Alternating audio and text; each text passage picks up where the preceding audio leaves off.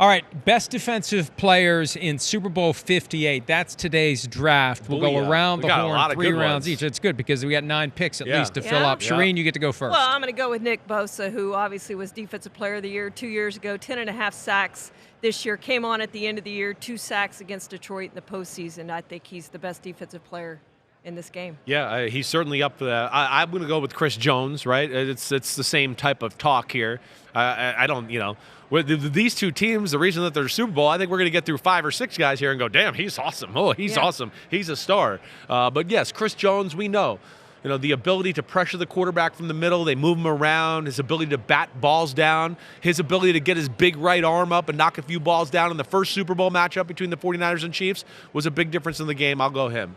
Those are the 2 easy ones. Yeah, After that, there's a drop. Now you got it's where do you go now from there's a here? lot of good a right lot there. of good guys. Right, and I guess I'll go Dre Greenlaw because he had the 2 interceptions against the Packers, and he had that one that iced the game, and he made it interesting by running around for 12 seconds while they were yelling at him to get down. But, if you've got that knack to be in the right place at the right time, maybe that's a guy who can make a difference when Patrick Mahomes is doing his thing, and it just comes down to instinct. At that point, there's nothing about scheme. It's just instinct. Mahomes is doing his thing. Are you going to anticipate where he's going to put that ball, and are you going to get there before the ball does? And I think Greenlaw, of any of the guys on the field for the 49ers defensively, is the guy who's got the instincts to do it. Yeah. And you know what? For the same reasons, Mike, he may not be the next best defensive player on the Chiefs, but I'm going to go with Nick Bolton because he's healthy now. And remember back to the Super Bowl last year, he had the huge play in the Super Bowl. No doubt. Maybe the biggest play of that game.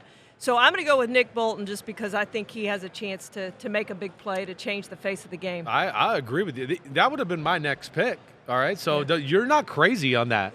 Nick Bolton is all-pro caliber middle linebacker. He is no doubt that. If he doesn't get hurt this year and miss a number of games, he's going to be an all-pro. Like he's awesome against the run. He can run down running quarterbacks like we saw. He is an incredible football player. All right, well, I got to go with Fred Warner off of that. I mean, Fred Warner, we know, maybe not playing his best football here as of late, but still it's been the best middle linebacker in football, I think, probably the last 3 years in totality.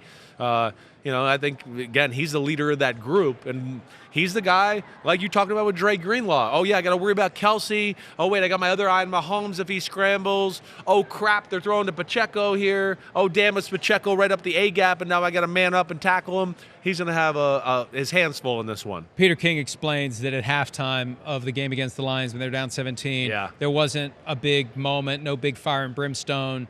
But Fred Warner was one of the few who spoke. So he's the leader of the day. And he doesn't need to yell and scream. He gets his point across. Right. I'll go with L'Jarius Sneed. Yeah. He had the great play against the Ravens, knocking the ball out from Zay Flowers' hands. And this is a reference that I know Charean will get, and the anniversary of the movie was just last week. He did the manhandling of Tyreek Hill like Robin Williams' character Jack Dundee in The Best of Times. Have you seen that movie? Yeah, of course. Yeah, I mean, he, in the mud, raining, right? Great Dr. Death. He does like a set. Dr. Death. He finally does it. He does it. To get away from him. He does the spin move to get away from him at the line because he's just getting pounded into the mud by the equivalent of L'Jarius Sneed against Tyreek Hill. But he's got the instincts and he's got the ability. He's the best corner, I would say, on either of these two teams. Yeah. And they're going to need him to come up big against either Deebo Samuel or Brandon Ayuk or whoever. Agreed. I agree with you. L'Jarius Sneed is the best corner in this game. Second best corner in this game is Travarius Ward. Career year for him.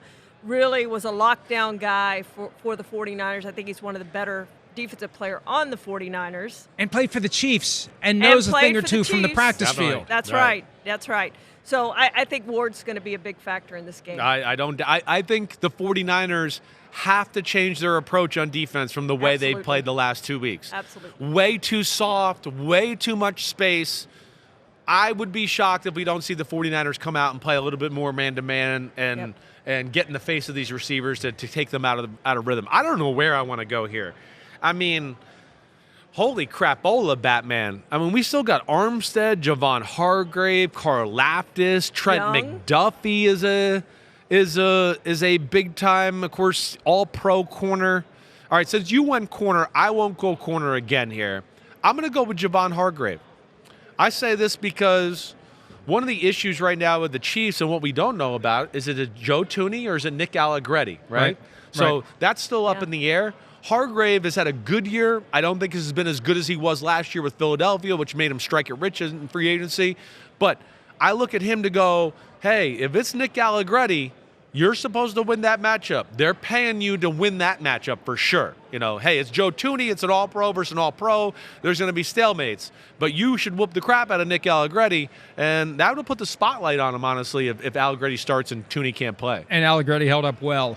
He did. Last time around. He did. When you don't notice him, that means he's doing That's well. Right. We noticed George Karlaftis drop on the fumble that Charles Omenihu caused of Lamar Jackson in the AFC Championship. And I'm going to go Karlaftis. I mean, he had double-digit sacks this year. He's the man. And they need him with Omenihu out. Right. They need somebody to take advantage of the attention that gets paid to Chris Jones, get around the edge, and try to get to Brock Purdy before he does the water dragon thing and skips away and takes off down the field. Yeah. Can I bring up one more guy? We didn't mention Chase Young at all. And they made this big trade, this ballyhoo trade for Chase Young. We haven't heard very much of him.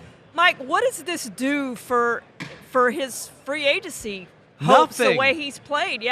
He's going back to the 49ers probably on a low-level deal or something. That's my point. Yeah, I just don't think you. He's played very well. No, he is not. Charean, you were spot on. I'm glad you brought it up, really. It is. It's, I know you always used to hear me say, right, like Montez Sweat is better than Chase Young. People didn't want to hear that because they were like, wait, he's the number 2 pick. He went to Ohio State. He's the sexier name.